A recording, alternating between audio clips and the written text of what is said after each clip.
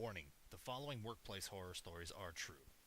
Names of individuals and companies, employees and employers have been changed to protect all involved. Viewer discretion is advised.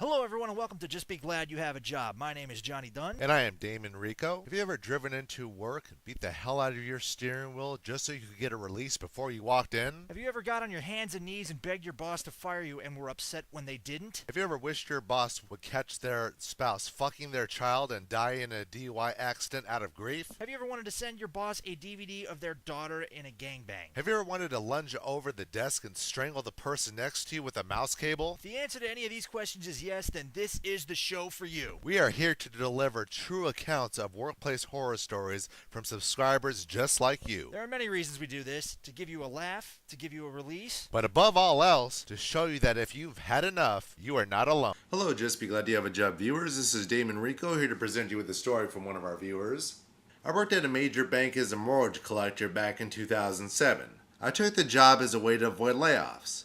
At that time, I figured this would be a booming business when the market crashed. Now, my new manager had a serious case of short-term memory loss. When she gave me assignments, I would of course work on them right away. Yet 15 minutes into the assignment, she would ask me what I was doing and why. She literally didn't remember what she told me because her response is always, "I didn't tell you to do that." Another example of her memory loss relates to bending the rules. Several reps and other teams would cheat or bend the rules in order to increase their numbers. My manager would say, as long as we're playing by the rules, I don't care if our team comes in last place. To add insult to injury, once the final numbers were released, she would get pissed at us because our team was at the bottom of the rankings. She would tell us we had to pick up the pace. Can you believe that?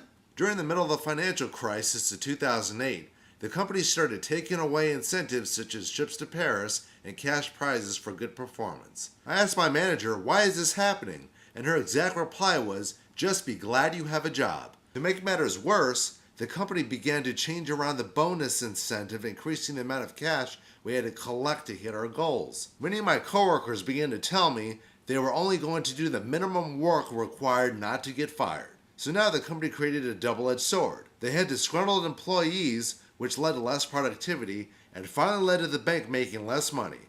Stupid idiots. Now, the 5 ways the manager could do to redeem herself in the eyes of the Just Be Glad You Have a Job audience. Number 1. Take a trip to Paris, then pull a swan dive with a half gainer off the top of the Eiffel Tower with no parachute. Number 2. Run an elliptical machine with an improvised explosive device in your snatch.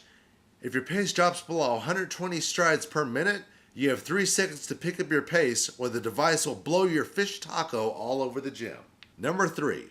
Since you can't remember a thought for longer than 15 seconds, each time you have a thought, carve it into your flesh with a stiletto. When you run out of room to write, scream, "Just be glad you have a job," and stick it through one of your eyes. Number 4. Go to George Zimmerman's home and repeat this statement.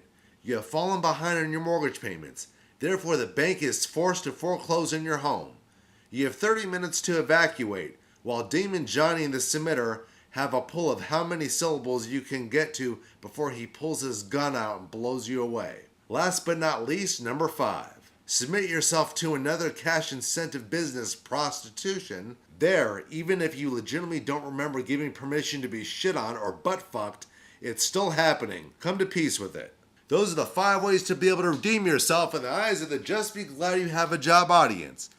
May I suggest a mega dose of Ginkgo Biloba in the morning? Breakfast of Champions.